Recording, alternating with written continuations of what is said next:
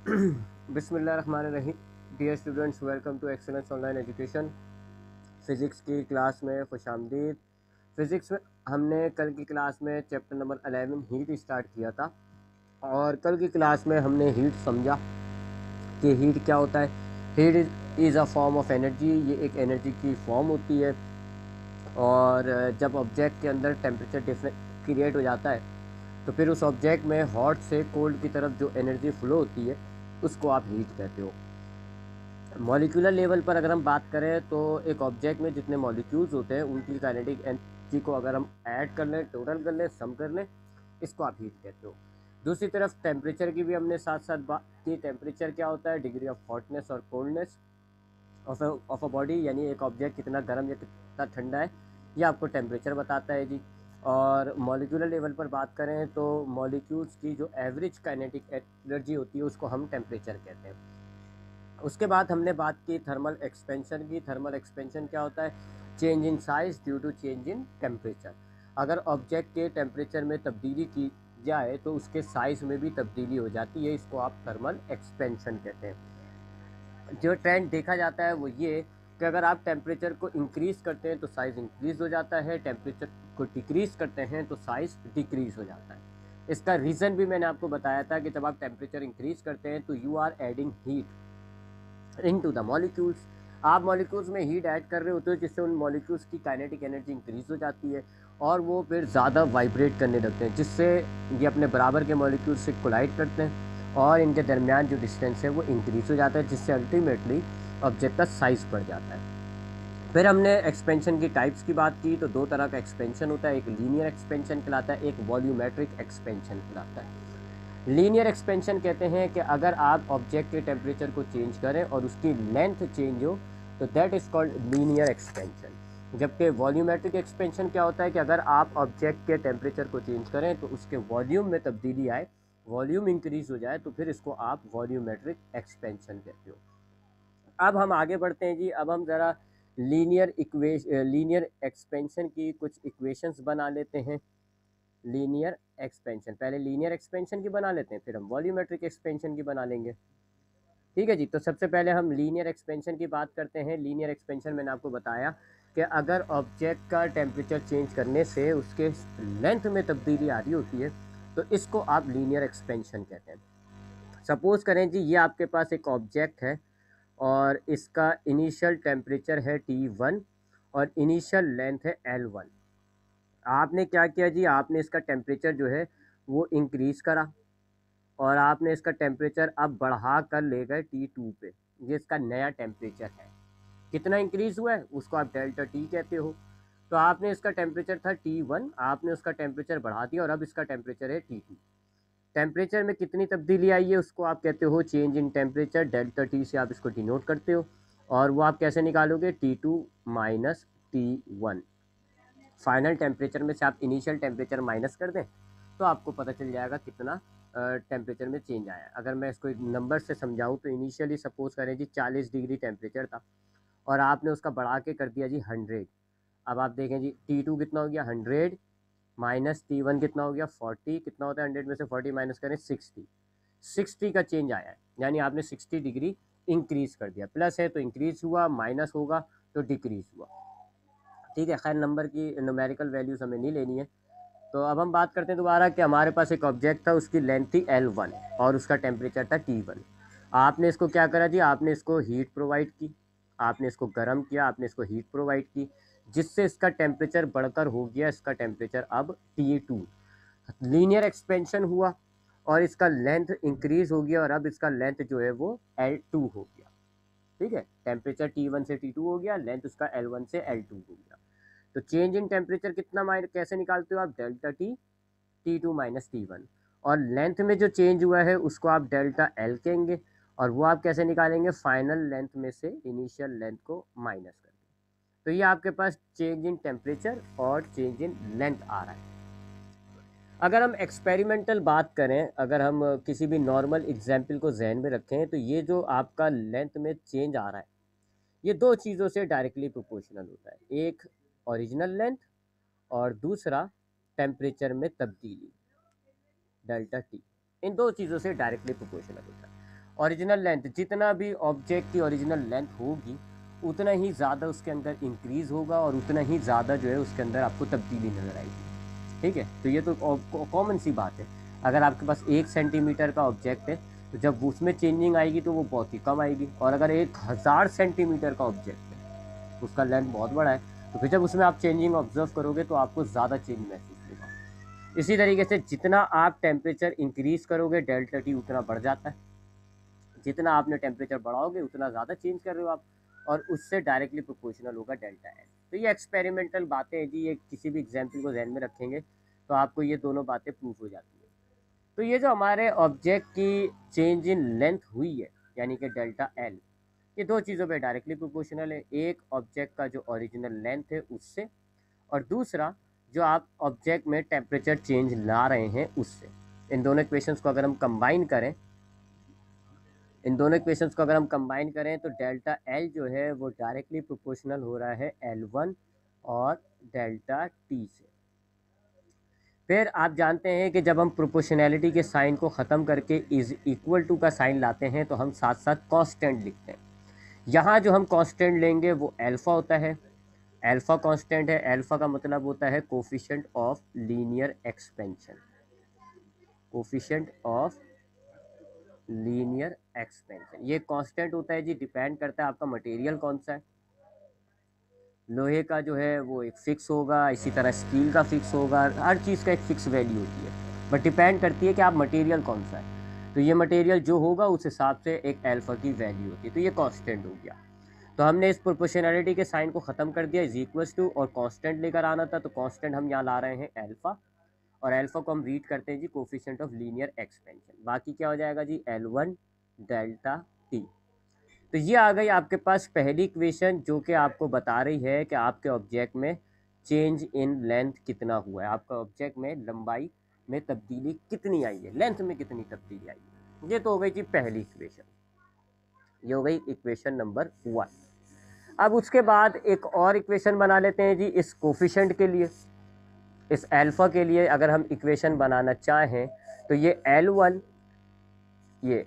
और delta T multiply हो रहा है, दूसरी तरफ लेकर जाएंगे डिवाइड हो जाएगा, तो डेल्टा एल से डिवाइड हो जाएगा L1 और डेल्टा टी।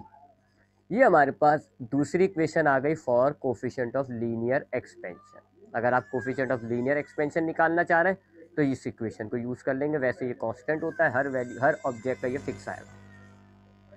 इसी तरीके से अगर हम तीसरी इक्वेशन निकालना चाहें इसके लिए L2 के लिए, कि हमारे पास ऑब्जेक्ट की फाइनल लेंथ अब हो क्या गई, इंक्रीज होने के बाद अब उसकी नई लेंथ क्या आ रही है L2, उसके लिए अगर हम इक्वेशन निकालना चाहें तो आप इक्वेशन नंबर 1 लें, delta L is equals to alpha L1 delta T, और इसमें डेल्टा एल की वैल्यू डालते हैं। आप जानते हैं ये देखें डेल्टा एल कितना होता है L2 माइनस L1, तो डेल्टा एल की जगह आप लिखेंगे L2 माइनस L1, क्योंकि डेल्टा एल जो है वो L2 माइनस L1 के बराबर होता है।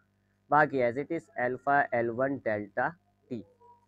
अब ये माइनस का L1 है जी, L2 के पास माइनस का है, इधर आएगा प्लस का हो जाएगा, ये हो गया L2 is equals to L1 plus alpha L1 delta T. ठीक है, ये माइनस का L1 था, ये माइनस का L1 था, इधर आया और देखें ये प्लस का हो गया। अब आप इसमें से L1, इन दोनों टर्म्स में से L1 कॉमन ले लें, आप L1 कॉमन ले लें तो क्या बचता है जी, L2 इधर बचा, इधर आपने L1 कॉमन ले लिया। मैथमेटिक्स में आपने चैप्टर 5 पढ़ लिया होगा, फैक्टराइजेशन कॉमन लेना उसमें सिखाया जाता है। तो जब आप L1 कॉमन लेंगे तो यहाँ पर L1 से L1 कट गया, 1 बच गया, प्लस यहाँ पर ये जो है alpha delta T, alpha L1 delta T, इसमें से L1 कॉमन में जा चुका है, क्या बचा अल्फ़ा और डेल्टा टी, तो अल्फ़ा डेल्टा टी। ये आ गया आपके पास तीसरा फार्मूला फाइनल लेंथ के लिए। तो ये 3 फार्मूले हमने बनाने थे, ये 3 फार्मूले हमने बना लिए, 1 2 3। ठीक है, पहला फार्मूला किस चीज़ का है, पहला फार्मूला ये वाला, आपके ऑब्जेक्ट में लेंथ में कितनी तब्दीली आ रही है, चेंज इन लेंथ का फार्मूला है। दूसरा फार्मूला क्या है, जो आपने कांस्टेंट रखा है कोफिशिएंट ऑफ लीनियर एक्सपेंशन, उसका फार्मूला क्या होता है, delta L upon L1 delta T. जबकि L2 यानी फाइनल लेंथ जो आपकी ऑब्जेक्ट की हो जाती है उसका फार्मूला क्या है, L2 is equal to L1 bracket में 1 प्लस अल्फ़ा डेल्टा टी। तो ये 3 फार्मूले हो गए। इसमें डेल्टा टी से मुराद क्या है जी, टर्म्स देख लेते हैं। डेल्टा एल से मुराद है ऑब्जेक्ट में कितना चेंज आ रहा है लेंथ के अंदर। अल्फा कांस्टेंट होता है। L1 से मुराद होता है इनिशियल लेंथ। डेल्टा टी से मुराद होता है कि उसके टेम्परेचर में कितनी चेंज किया है आपने, और ये कैसे निकालते हैं आप, इस फॉर्मूले से, T2 माइनस T1। ठीक है, और L2 क्या होता है, उसकी फाइनल लेंथ। ठीक है, तो ये हमारे पास लीनियर एक्सपेंशन के फॉर्मूले थे।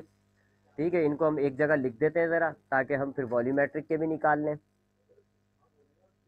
तो लीनियर एक्सपेंशन के हमारे पास फॉर्मूले 3 हमने बनाए जी। लीनियर एक्सपेंशन के लिए हमने 3 फार्मूले बनाए हैं। पहला फार्मूला है डेल्टा एल, यानी कि change in length is equals to alpha L1 delta T. ये पहला फार्मूला हो गया।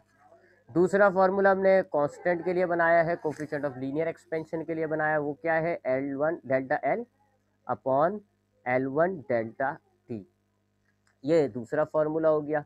और तीसरा फार्मूला जो है वो हमने फाइनल लेंथ के लिए बनाया, L2 के लिए, और वो क्या है, L1 1 plus alpha delta T.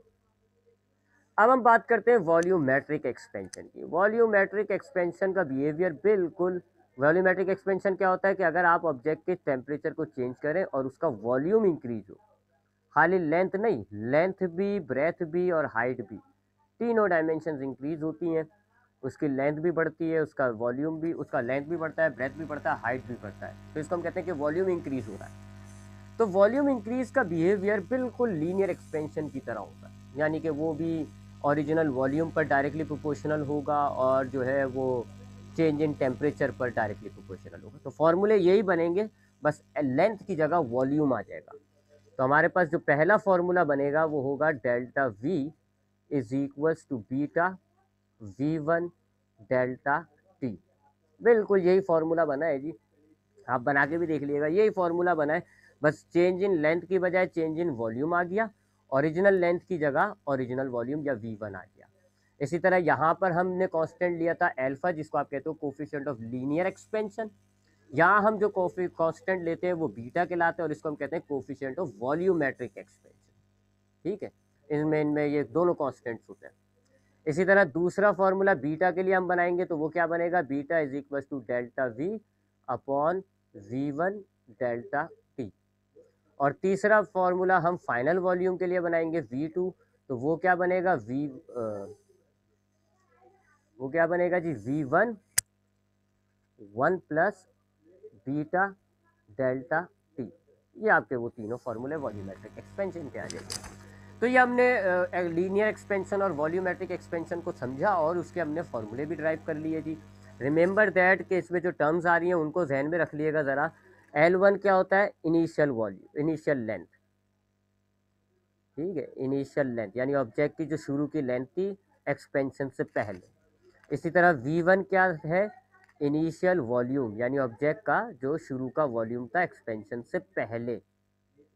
इसी तरह L2 और V2 क्या है जी, एक्सपेंशन के बाद की लेंथ और वॉल्यूम, या फाइनल कह लें आप इनको, फाइनल लेंथ और फाइनल वॉल्यूम। ठीक है जी, ये आपके पास फाइनल लेंथ फाइनल वॉल्यूम को आप इससे डिनोट कर रहे हैं जी। उसके बाद डेल्टा एल क्या है जी, चेंज इन लेंथ, आपकी लेंथ में कितना चेंज आया है, चेंज इन लेंथ। और अगर आप इसको निकालेंगे तो L2 माइनस L1। इसी तरह डेल्टा V क्या है, चेंज इन वॉल्यूम, वॉल्यूम में आपकी कितनी तब्दीली आई है, और इसको अगर आपने निकालना होगा तो V2 माइनस V1। जबकि डेल्टा T क्या है, चेंज इन टेम्परेचर, आपने टेम्परेचर में कितनी तब्दीली की है, चेंज इन टेम्परेचर, और इसको अगर आपने निकालना है तो T2 माइनस T1। T1 क्या है, इनिशियल टेम्परेचर, इनिशियल टेम्परेचर, और T2 क्या है, फाइनल टेम्परेचर, फाइनल टेम्परेचर। ये आपके पास वेरिएबल्स है जी इन फॉर्मूले के। जबकि दो कांस्टेंट आए थे, एक ये, इसको आप कहते हो अल्फा, यानी कि coefficient of linear expansion, linear expansion. जबकि दूसरा जो आपके पास कांस्टेंट आया था वॉल्यूमेट्रिक एक्सपेंशन के अंदर, वो बीटा है, और बीटा को हम कहते हैं जी कि ये होता है कोफिशिएंट ऑफ वॉल्यूमेट्रिक एक्सपेंशन। ठीक है, वॉल्यूमेट्रिक एक्सपेंशन। तो ये था जी थर्मल एक्सपेंशन, और उसकी जो दो टाइप्स होती है, लीनियर और वॉल्यूमेट्रिक एक्सपेंशन, उसके हमने फॉर्मूले भी बनाए। अब हम क्या करने जा रहे हैं जी कि ये जो दो कांस्टेंट आ रहे हैं हमारे पास, एक बीटा और एक अल्फा, इनके दरमियान भी एक रिलेशनशिप पाया जाता है, और वो ये कि बीटा जो होता है वो अल्फा का थ्राइस होता है, 3 गुना अल्फा के बराबर होता है। यानी अगर आपके पास कोफिशिएंट ऑफ लीनियर एक्सपेंशन है, फॉर एग्जांपल स्टील का आपके पास कोफिशिएंट ऑफ लीनियर एक्सपेंशन है, और आप उसको 3 से मल्टीप्लाई कर देंगे तो आपको स्टील का कोफिशिएंट ऑफ वॉल्यूमेट्रिक एक्सपेंशन पता चल जाएगा। यानी कि बीटा जो है वो अल्फा का 3 गुना होता है, 3 टाइम्स, क्योंकि आप पता है जी आपको वॉल्यूम में 3 किस्म का लेंथ होता है, लेंथ, ब्रेथ, हाइट, 3 लेंथ आ रही है ना, इसलिए 3 गुना होता है। हमें ये प्रूफ करनी है, हमें इस बात को साबित करना होगा, या यूँ कह लें कि हमें ये इक्वेशन ड्राइव करनी है कि beta is equal to 3 alpha. ये इक्वेशन हमें ड्राइव करनी है, ठीक है। इसको ड्राइव भी कह सकते हो आप, वेरीफाई भी कह सकते हो, प्रूफ भी कह सकते हो कि जो बीटा होता है coefficient of volumetric expansion, it is equal to 3 times alpha, यानी कि 3 गुना होता है कोफिशिएंट ऑफ लीनियर एक्सपेंशन। इसको अब हम वेरीफाई करने जा रहे हैं जी। इसके लिए हम क्या करते हैं जी, सपोज करें, सबसे पहले एक सिचुएशन ले लेते हैं कि ये हमारे पास एक बॉक्स है जी, इसकी लेंथ है L1, ब्रेथ है B1, और हाइट है इसकी, स्मॉल लेटर से ले लेता हूँ, मुझे स्मॉल लेटर्स की आदत है। लेंथ है L1, ब्रेथ है इसकी B1, और हाइट है इसकी H1, और टेम्परेचर है इसका T1। आपने इसको गर्म किया, गर्म करने से क्या होगा जी, इसका टेम्परेचर, अब देखें वॉल्यूमेट्रिक एक्सपेंशन हो गया, इसका वॉल्यूम बढ़ गया। तो अब इसकी जो नई लेंथ आ रही है वो है L2, नई ब्रेथ जो आ रही है वो मेजर करो तो वो B2, और नई हाइट जो है वो इसकी हो गई H2। ये final height, final length, final breadth है। जबकि टेम्परेचर कितना हो गया, T2। चेंज इन लेंथ निकालना है, डेल्टा L कर दो, चेंज इन ब्रेथ निकालना है, डेल्टा B कर दो, चेंज इन टेम्परेचर निकालना है, डेल्टा T कर दो। ये है सिचुएशन कि हमारे पास एक स्लैब था जिसकी लेंथ थी L1, ब्रेथ थी B1, हाइट थी H1। उस वक्त उसका टेम्परेचर था T1, आपने उसको गर्म किया, टेम्परेचर नाउ इंक्रीज हो गया उसका, और अब उसका नया टेम्परेचर है T2। हम जानते हैं टेम्परेचर इंक्रीज होगा तो वॉल्यूमेट्रिक एक्सपेंशन होता है, उसकी लेंथ, ब्रेथ, हाइट तीनों इंक्रीज होती है। तो उसकी लेंथ इंक्रीज होकर L2 हो गई, ब्रेथ इंक्रीज होकर B2 हो गई, और हाइट इंक्रीज होकर H2 हो गई। अच्छा, अब हम जानते हैं कि जो फाइनल लेंथ का फॉर्मूला होता है, यानी L2, अभी ऊपर ड्राइव किया हमने, क्या होता है जी, L1 1 plus alpha delta T, ये होता है जी फाइनल लेंथ का फॉर्मूला L2 का। इसी तरह अगर फाइनल ब्रेथ निकालना चाहूँ मैं, यानी B2, तो क्या फॉर्मूला हो जाएगा, B1 1 plus alpha delta T. इसी तरह हाइट, फाइनल हाइट निकालना चाहूँ मैं H2, तो उसका फॉर्मूला क्या हो जाएगा, H1 1 plus alpha delta T. तो ये मैंने फॉर्मूले की मदद से L2, B2 और H2 की 3 इक्वेशंस बनाई। फाइनल लेंथ का फॉर्मूला, लेंथ अगर आप निकाल लो तो L1 1 plus alpha delta T. Breadth और हाइट ये भी लेंथ होती है, बस अलग डायमेंशंस में होती है, तो लिहाजा B2 का भी फॉर्मूला वही हो गया, H2 का भी वही हो गया। अब आप क्या करें जी, इन तीनों इक्वेशंस को मल्टीप्लाई कर दें, मल्टीप्लाई कर दे जी इन तीनों इक्वेशंस को, तो लेफ्ट साइड से मल्टीप्लाई हो जाता है, राइट साइड से मल्टीप्लाई हो जाता है। तो लेफ्ट साइड को आप मल्टीप्लाई कर दें जी, लेफ्ट साइड में आपके पास क्या है, L2, B2 और H2, तीनों को आप मल्टीप्लाई कर दें, L2 multiply by B2 multiply by H2।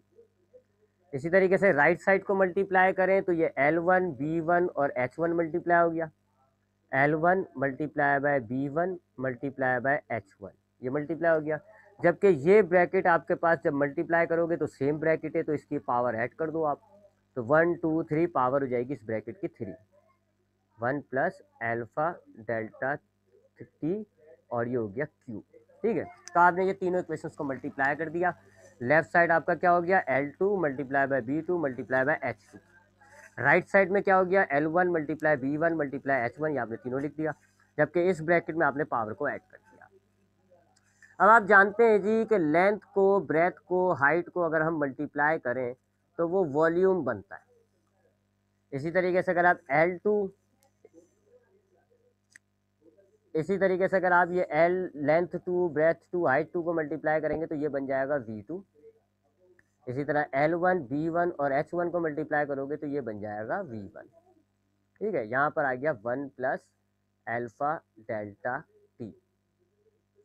ठीक है जी, यहाँ तक तो आपके पास एक सिचुएशन हो गई है, एक बड़ी मज़ेदार सी सिचुएशन हो गई है।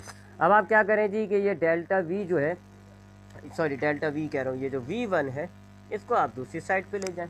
प्लस का V1 है तो ये प्लस का V1 इधर आएगा, माइनस का V1 हो जाएगा, तो V2 माइनस V1।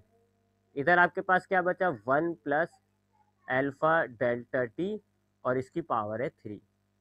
अब आप जानते हैं जी कि V2 माइनस V1 ये क्या हो जाएगा, चेंज इन वॉल्यूम यानी कि डेल्टा V। तो ये आपने V2 माइनस V1 की जगह लिख दिया डेल्टा V, और राइट साइड पे आपके पास है जी 1 प्लस अल्फा डेल्टा टी और ये होल क्यूब। अब हम इस ब्रैकेट को सॉल्व करें, इस ब्रैकेट को हम ज़रा साइड में सॉल्व करते हैं। तो हमारे पास आपने मैथ में चैप्टर 3 भी 4 भी पढ़ा होगा, फैक्टराइजेशन वाला चैप्टर भी पढ़ा है, 4 भी पढ़ा, उसमें आपने फॉर्मूले लगाए। तो a plus B whole cube का आपने एक फॉर्मूला देखा होगा जी, a plus B whole cube ये बराबर होता है A cube plus 3a square B plus 3ab square plus B cube. ये आपने चैप्टर 4 में एक फार्मूला देखा होगा, अगर नहीं देखा तो आप यहाँ देखिए। ये दो टर्म्स का, अगर दो टर्म्स आपस में ऐड हो रही होती है और उन पर होल पावर 3 होती है तो हम इस फॉर्मूले से उसको सॉल्व करते हैं। यहाँ पे आप देख लें यही सिचुएशन है, ए की जगह बस हमारे पास क्या है 1 प्लस बी की जगह हमारे पास क्या है अल्फा डेल्टा टी, बाकी उसके ऊपर पावर लगी हुई है 3। ये ब्रैकेट की बात कर रहा हूँ मैं, इस ब्रैकेट। ठीक है, ए की जगह हमारे पास क्या है 1, बी की जगह हमारे पास क्या है अल्फा डेल्टा टी। तब हम इस फॉर्मूले के हिसाब से इसको सॉल्व करते हैं। ए की जगह जहाँ जहाँ ए आ रहा होगा वहाँ 1 रखेंगे, जहाँ बी आ रहा होगा वहाँ हम अल्फा डेल्टा टी रखेंगे। तो ये पहला टर्म आपके पास है ए क्यूब, तो ये हो जाएगा 1 क्यूब। फिर है आपके पास 3a, ए की जगह 1 आ गया स्क्वायर, और बी की जगह आ गया अल्फा डेल्टा टी। उसके बाद फिर अब इस टर्म पर आते हैं, प्लस 3 ए है तो ए की जगह 1 आ जाएगा, बी है बी की जगह आ जाएगा अल्फा डेल्टा टी, और बी के ऊपर स्क्वायर लगा हुआ है तो हमने भी स्क्वायर कर दिया। और आखिरी टर्म आपके पास बी क्यूब है तो बी की जगह आप लिखोगे अल्फा डेल्टा टी और आपने ये क्यूब लगा दिया। ठीक है, तो यह आपने इस फॉर्मूले की मदद से इसको लिख लिया। इस ब्रैकेट को हम सॉल्व करने जा रहे हैं तो हमने फार्मूला यूज़ किया, फार्मूले में जहाँ ए था वो 1 डाल दिया, जहाँ बी था वहाँ हमने अल्फा डेल्टा टी डाल दिया। अब हम सॉल्व करते हैं जी, 1 का क्यूब 1 होता है, प्लस यहाँ पर आए पॉइंटर नहीं मिलता मुझे, हाँ ये 1 का स्क्वायर 1 होगा, 3 को 1 से मल्टीप्लाई करें तो ये टर्म हो जाएगा 3 alpha delta T, 3 alpha delta T. इसको सॉल्व करेंगे तो ये हो जाएगा प्लस 3, 3 1 3 अल्फा स्क्वायर और डेल्टा टी स्क्वायर, और आखिरी टर्म आपके पास हो जाएगा अल्फा क्यूब और डेल्टा टी क्यूब। ठीक है, ये हमने सॉल्व किया थोड़ा सा। अब याद रखिएगा, मैंने आपको कल भी बताया था अल्फा की वैल्यू बड़ी छोटी होती है, 10 की पावर -5 -6 इस तरह का होता है। अल्फा की वैल्यू होगी जैसे 2 मल्टीप्लाई बाय 10 की पावर -3 -4 -5 इस तरह का होता है। अब अगर आप इसका स्क्वायर कर रहे हो, इसका स्क्वायर कर रहे हो तो अल्फा स्क्वायर कितना हो जाएगा और छोटा, 10 की पावर -10। क्यूब कर रहे हो तो ये और छोटा हो जाएगा, 10 की पावर -15। यानी अल्फा जो ऑलरेडी छोटा है, अगर हम उसकी स्क्वायर लेते हैं, क्यूब लेते हैं, तो वो तो बहुत ही छोटा नंबर होता है, इतना छोटा। तो मैं क्या समझा रहा था आपको कि हमारे पास ये जो अल्फा की वैल्यू होती है ये ऑलरेडी बहुत छोटी होती है। अगर हम इसका स्क्वायर करें, इसका क्यूब करें तो ये इतनी छोटी हो जाएगी 10 की पावर -10 या 10 की पावर -15 कि अगर हम उसको निगलेक्ट कर लें तो कोई मसला नहीं होगा। लिहाजा हम इन दो टर्म्स को निगलेक्ट कर देते हैं, एक यहाँ पे अल्फ़ा का स्क्वायर हो रहा है और एक यहाँ पर अल्फ़ा का क्यूब, इन दो टर्म्स को आप निगलेक्ट कर दें। तो अब आपके पास क्या आंसर आ गया जी, ब्रैकेट को सॉल्व करने पर आंसर आता है 1 + 3 अल्फ़ा डेल्टा टी। इसको आप पुट कर दें यहाँ पे, तो डेल्टा वी जो है वो अब क्या हो गया जी, आपने इस ब्रैकेट को सॉल्व कर दिया, आपने देखा जी ये सॉल्व हुआ, इसमें आपने ये 4 टर्म्स आ रही थी, इन दो को आपने इग्नोर कर दिया तो ये 2 टर्म्स बच गई, 1 + 3 अल्फ़ा डेल्टा टी। ठीक है जी, ये आपके पास टर्म्स बच गई जी। बल्कि एक काम करते हैं, थोड़ा सा ये डेल्टा वी वाली सिचुएशन को अभी हम हटा देते हैं, क्योंकि मुझे एक वी भी चाहिए होगा, नहीं तो उसको और लंबा कर दूंगा मैं। इसको थोड़ा सा इजी करते हैं हम, ये हमने डेल्टा वी किया ना, इसको हम हटा देते हैं ये। ठीक है, डेल्टा वी को अभी हम नहीं करते, इसको एज इट इज रहने दें, V1 V2 आखिर में कर लेंगे इसको, एक और वी चाहिए होगा ना ऐसे, अभी हम इसको नहीं चेंज करते। ठीक है, ऐसे। तो हमने यहाँ पर पॉइंटर का ये रहा, हमने ये L1 L2 B2 और H2 इसको मल्टीप्लाई किया, V2 हो गया। लेंथ 1 ब्रेथ 1 हाइट 1 ये V1 होता है। फिर हमने इस ब्रैकेट को सॉल्व कर दिया, ये सारे आपके स्टेप्स हट जाएंगे अब, क्योंकि ये सब हमने डेल्टा वी के चक्कर में करे थे। तो हमने इस ब्रैकेट को सॉल्व किया, ये आपके पास सॉल्व हुआ, इसको करके नहीं दिखाना। ठीक है, इसको करके नहीं दिखाना, बस आप लिखेंगे यूजिंग द फॉर्मूला ये वाला, और द आंसर इज ये। वो मैं आपको बता दूंगा कि आप यूँ लिखें, using A plus B, formula लिखे आप, A plus B whole cube is equal to A cube plus 3a square B plus 3ab square plus B cube, and neglecting terms of alpha square and alpha cube. बस ये line लिख के इस चीज़ को करके दिखाने की ज़रूरत नहीं है। ठीक है, ये सब जानते हैं। तो हमने क्या करा जी, हमने इस ब्रैकेट को सॉल्व किया, ये फॉर्मूला लगा के सॉल्व करते हैं हम, तो ये अल्फा स्क्वायर अल्फा क्यूब की टर्म्स को हम निगलेक्ट करते हैं, ये बच गया। अब आप इस V1 से ब्रैकेट को मल्टीप्लाई करके खोल लें, V1 से 1 मल्टीप्लाई हुआ, V1 आ गया, प्लस V1 से ये सब मल्टीप्लाई होगा तो 3V1 अल्फा डेल्टा टी। अब आप जो है क्या करें कि सारी जो टर्म्स हैं 3 और अल्फा को छोड़ के सारी टर्म्स दूसरी तरफ ले जाए, सारी, सिर्फ 3 और अल्फा को छोड़ दे। तो पहले आप ये V1 लेके जाएं, ये हो जाएगा V2 माइनस V1, इधर क्या बचा 3V1 अल्फा डेल्टा टी। ठीक है, सारी टर्म्स लेके जाएंगे, लेकिन आराम आराम से लेके जाते हैं।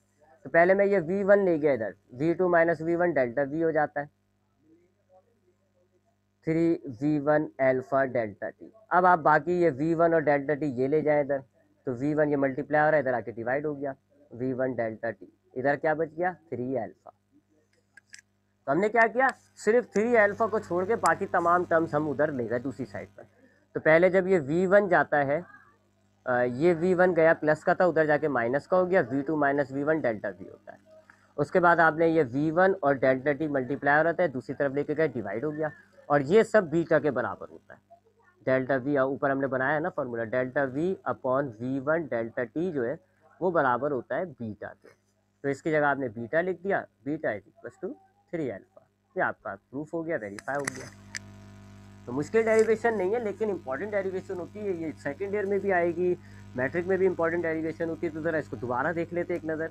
हमने क्या किया जी, हमने एक ऑब्जेक्ट लिया, पॉइंटर का ये, हमने एक ऑब्जेक्ट लिया जी, ऑब्जेक्ट की इनिशियल वैल्यूज़ क्या है, उसकी लेंथ है L1, उसकी ब्रेथ है B1, उसकी हाइट है H1 और टेम्परेचर है T2। आपने उसका टेम्परेचर इंक्रीज कर दिया T2, टेम्परेचर बढ़ाया है तो उसकी लेंथ ब्रेथ हाइट तीनों बढ़ गई, लेंथ 2 B2 हाइट 2। सबसे पहले आप ये तीनों चीज़ें निकालते हो जी। L2 का फॉर्मूला क्या हो जाएगा, L1 1 प्लस अल्फा डेल्टा, इसी तरह B2 का हो जाएगा, इसी तरह H2 का हो जाएगा।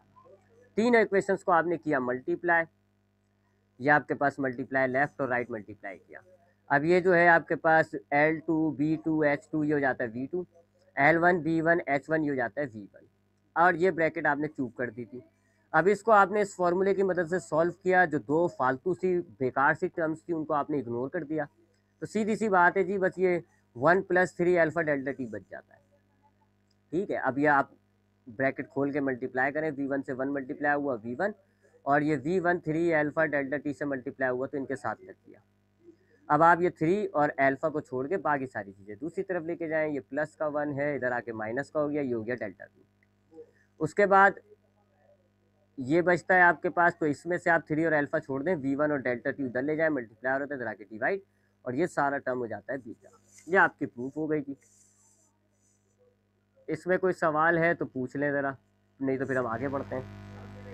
लीनियर एक्सपेंशन, थर्मल एक्सपेंशन, ये जो है इस टॉपिक में हमारे पास बस इतना ही था। इसमें हमने पढ़ लिया जी। बस अब इसकी छोटी सी एप्लीकेशन है बायमेटालिक स्ट्रिप, थोड़ा सा उसको देख लेते हैं। तो हमारे पास ये एक्सपेंशन से रिलेटेड टॉपिक है वो हमारा ख़त्म हो जाएगा। मैं बता देता हूँ बायमेटालिक स्ट्रिप के हवाले से भी। ये एप्लीकेशन होती हैं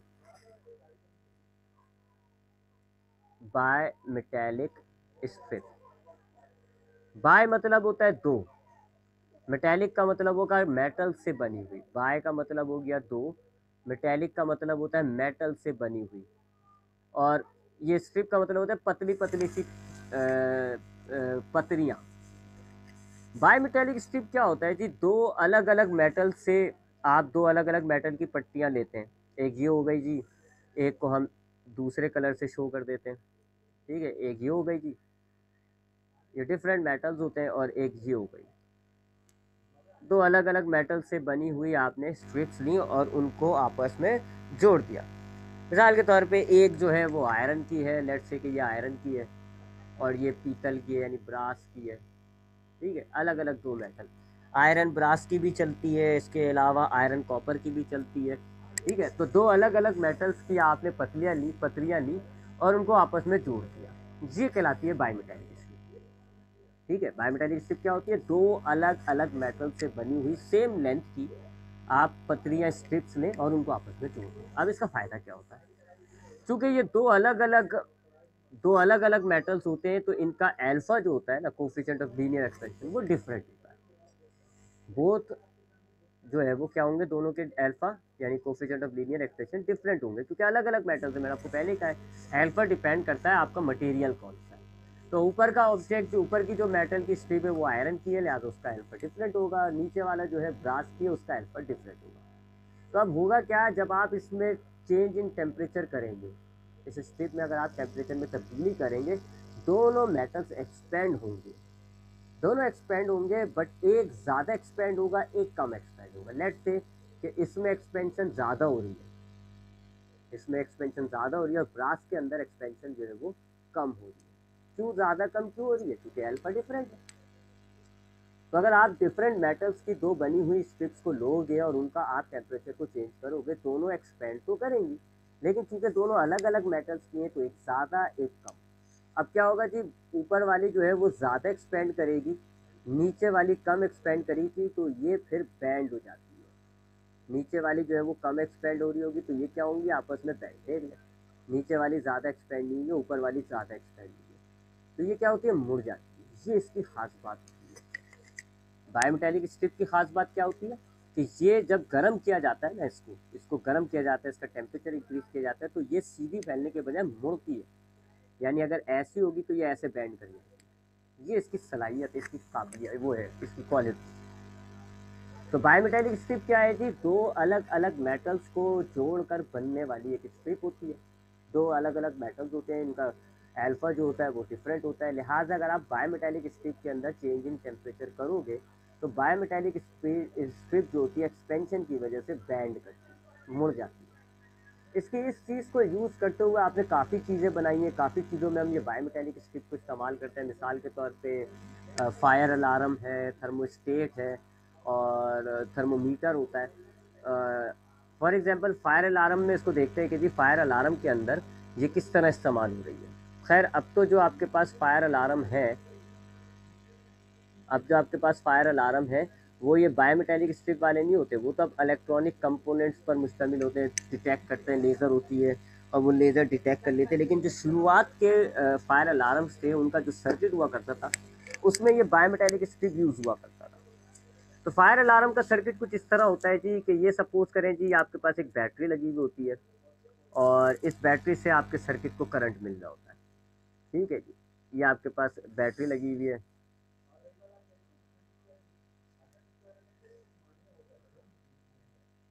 ठीक है जी। और यहाँ पर आपके पास कोई बल्ब है या कोई सायरन है, ठीक है, आवाज़ पैदा करने का या रोशनी पैदा करने के लिए बल्ब है, ठीक है, और ये इसका एक पॉइंट होता है। दूसरी तरफ बैटरी के आप ऐसे आ जाएं और यहाँ पर एक बायोमेटालिक स्ट्रिप लगी हुई होती है जो कि उस पॉइंट से जुड़ी हुई नहीं होती। ये बायोमेटालिक स्ट्रिप हो गई और ये उस पॉइंट से फ़िलहाल कनेक्ट नहीं है, ठीक है, नहीं होती ये कनेक्ट, अलग हुई, अभी सर्किट ब्रेक है, कहाँ से ब्रेक है जी, इस पॉइंट से ब्रेक है, पॉइंट पे पाएंगे, इस पॉइंट से ब्रेक है, अभी सर्किट जुड़ा हुआ नहीं है, इसी वजह से आपका ये बल्ब या ये सायरन ऑन नहीं है, ना ये बल्ब में से रोशनी आ रही है, ना सायरन में से आवाज़ आ रही है। अब ये जो टर्मिनल होता है ना, बायोमेटेलिक स्ट्रिप वाला जो पॉइंट होता है, ये आपके कमरे के अंदर होता है। अब यहाँ सपोज करें जी नीचे लग गई आग, फायर लग गई जी, धुआं उठ रहा है।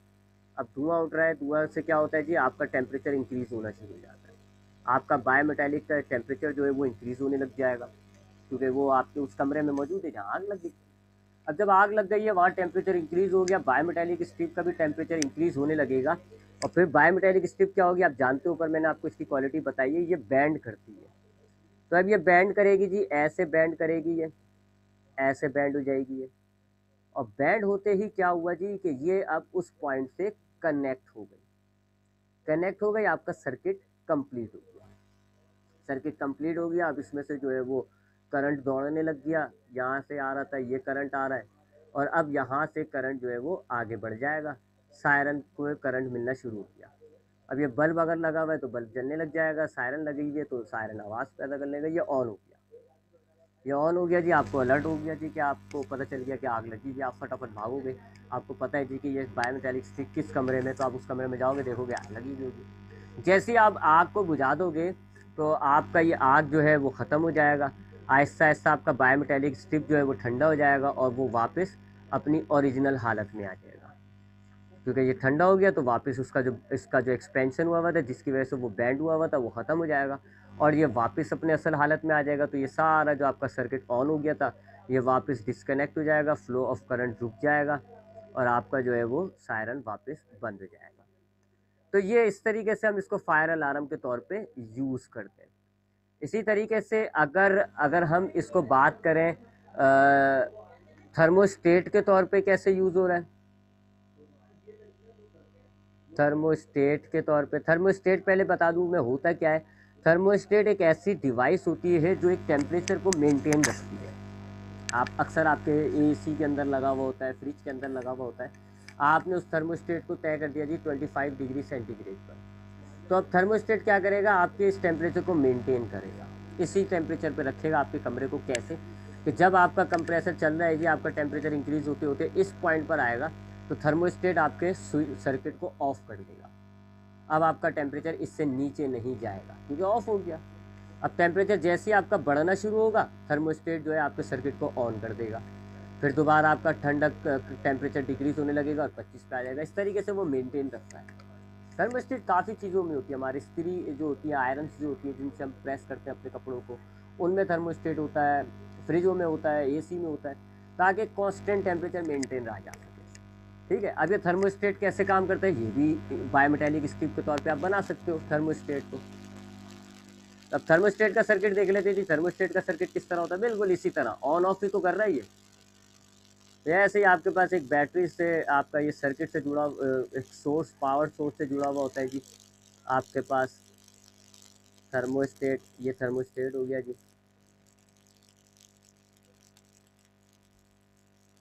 ठीक है जी, और ये फिलहाल कनेक्ट होता है शुरू में। ठीक है, फायर अलार्म कनेक्टेड नहीं था, ये कनेक्ट होता है शुरू में। अब कनेक्ट हुआ हुआ है भी जी, आपका सर्किट ऑन हुआ हुआ है, करंट जा रहा है जी, करंट जा रहा है जी, और ये करंट जा रहा है, ये करंट जा रहा है, ऐसे करंट जा रहा है, ये सपोज करें जी आपका करंट जा रहा है। ठीक है, यहाँ पर आपने अगर ये एसी है या फ्रिज है तो आपने यहाँ पर कंप्रेसर लगाया हुआ, ये कंप्रेसर हो गया। एसी है तो ये कंप्रेसर हो गया, जो कि आपकी ठंडी हवा फेंकता है जी कमरे के अंदर, ये आपकी कूलिंग कर रहा होता है टेम्परेचर। ठीक है, तो कंप्रेसर इसका आपका ऑन हुआ हुआ है क्योंकि सर्किट कंप्लीट है, आपका करंट फ्लो हो रहा है जी, कंप्रेसर ऑन हुआ हुआ है, आपका टेम्परेचर आहिस्ता आहिस्ता कम होता जा रहा है। अब डिज़ायर्ड टेम्परेचर, वो टेम्परेचर के अतबार से ये जो है स्ट्रिप तैयार की जाती है, और उस हिसाब से इसका कनेक्शन रखा जाता है, उस हिसाब से उसकी लेंथ, जितना टेम्परेचर चाहिए होता है ना उस हिसाब से रखा जाता है। अब सपोज करो जी डिज़ायर्ड टेम्परेचर पे आपके पहुंच गई जी, ठीक है जी, डिज़ायर्ड टेम्परेचर पे आपके पहुंच गई, स्ट्रिप जो है वो बैंड कर जाती है, स्ट्रिप बैंड कर जाएगी, ये स्ट्रिप बैंड हो गई, सर्किट ब्रेक हो जाएगा। सर्किट ब्रेक हो जाएगा तो ये अब आपका ऑफ हो जाएगा सर्किट, आपका सर्किट ऑफ हो गया। अब कंप्रेसर जो है वो आपका ऑफ हो जाता है। फिर जैसे आपका टेम्परेचर उस लेवल से ऊपर जाएगा, ये दोबारा आपकी जो है स्ट्रेट हो जाएगी और दोबारा कनेक्ट हो जाएगा। तो ये वही आपका एक्चुअल में ये जो बायोमेटेलिक स्ट्रिप होती है, इसको ऑन ऑफ के तौर पे यूज़ कर सकते हैं। खैर अब तो ये यूज़ भी नहीं हो रही है, अब जो हमारे फायर अलार्म्स आ रहे हैं, जो थर्मोस्टेट आ रहे हैं, वो तो अब इलेक्ट्रॉनिक डिवाइसेस पे लेज़र सेंसर और उन पर चल रहे होते हैं। ये कंप्रेसर में भी अब सेंसर्स लगे हुए होते हैं। लेकिन पहले के ज़माने में जब शुरू में ये हुए थे तो तब बनी भी थी।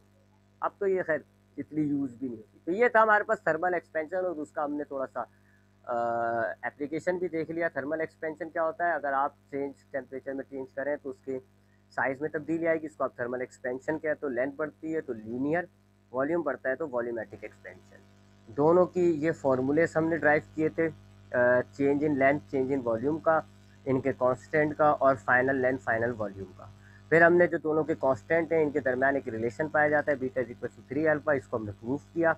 और आखिर में हमने बायोमेटालिक स्ट्रिप के नाम पर जो है इसका एप्लीकेशन देखा, थर्मोस्टेट फायर अलार्म में कैसे यूज़ होता है। अब इंशाल्लाह हम नेक्स्ट क्लास के अंदर आगे बढ़ेंगे जी। आगे का टॉपिक मैं देख लेता हूँ। अब गैस लॉस शुरू होंगे, ठीक है। अब एक छोटा सा टॉपिक है, लेकिन वो भी एक इम्पॉर्टेंट टॉपिक होता है। वो भी आता है, ना सिर्फ यहाँ पर है वो आपके पास मैट्रिक में, बल्कि फर्स्ट ईयर में जाओगे तो केमिस्ट्री में आएगा ये टॉपिक, सेकेंड ईयर में जाओगे तो दोबारा फिजिक्स में आएगा। तो अब जो अगला टॉपिक होगा वो आपका गैस लॉस के हवाले से है। मैं लिख देता हूँ, गैस लॉस के हवाले से हैं, कि गैस के कुछ लॉज हैं उनके हवाले से, ठीक है। तो इस टॉपिक को बहुत गौर से, बहुत अच्छे तरीके से समझिएगा। मैं छोटा सा इंट्रोडक्शन दे देता हूँ गैस लॉस के हवाले से। तो गैस हमारे पास जो है, ये गैस की तीन बड़ी प्रॉपर्टीज़ होती हैं, तीन बड़ी चीज़ें होती हैं अहम। एक होता है वॉल्यूम, एक होता है प्रेशर, और एक होता है टेम्परेचर। ये तीन अहम तरीन चीज़ें हैं गैस के अंदर, और ये तीनों एक दूसरे से बड़ा लिंक करती हैं, एक दूसरे से लिंक है। अगर आप वॉल्यूम में तब्दील करोगे, वॉल्यूम में चेंजिंग करोगे, तो उसके प्रेशर में भी इफेक्ट पड़ता है, टेम्परेचर में भी इफेक्ट पड़ता है। या आप अगर उसके प्रेशर को चेंज करोगे तो उसके वॉल्यूम और टेम्परेचर दोनों पे इफेक्ट पड़ता है, या टेम्परेचर को चेंज करें तो प्रेशर और वॉल्यूम दोनों पे इफेक्ट। तो एक गैस की तीन फिजिकल क्वांटिटीज़ होती हैं, वॉल्यूम, प्रेशर और टेम्परेचर, जो कि एक दूसरे से बड़ा लिंक है, एक दूसरे से बड़ा उनका ताल्लुक है। क्या ताल्लुक है, इसको कुछ साइंटिस्ट ने पढ़ा था, समझा था, और कुछ लॉस की सूरत में आपको बताया। जैसे कि एक आते हैं रॉबर्ट बोयल, उन्होंने इन दो को स्टडी किया था, वॉल्यूम और प्रेशर के दरमियान रिलेशनशिप फाइंड आउट की थी कि ये दोनों इन्वर्सली प्रोपोर्शनल होते हैं। चार्ल्स ने वॉल्यूम और टेम्परेचर के दरमियान जो है वो रिलेशनशिप फाइंड आउट की थी। तो बहुत सारे लॉज हैं, हमने सिर्फ दो लॉज पढ़ना है, बोयस और चार्ल्स का। एक और लॉ होता है रेडियंट लॉ, वो इन दोनों के दरमियान रिलेशनशिप का है, लेकिन वो हमने नहीं पढ़ना।